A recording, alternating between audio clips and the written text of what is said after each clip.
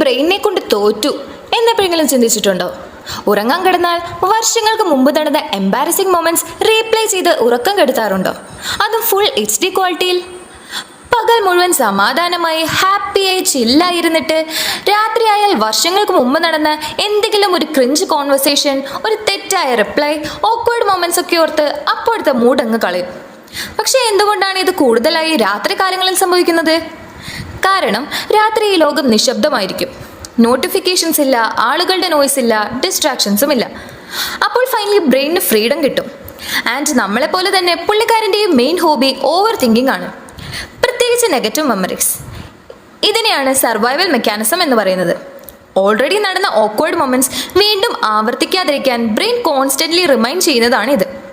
പക്ഷേ ഇതിൽ ഏറ്റവും തമാശയുള്ള കാര്യം എന്തെന്നാൽ നിങ്ങൾ ഇന്നും ഓർക്കുന്ന ആ ക്രിഞ്ച് മൊമെന്റ് മറ്റുള്ളവർക്ക് ഓർമ്മ പോലും കാണില്ല എന്നതാണ്.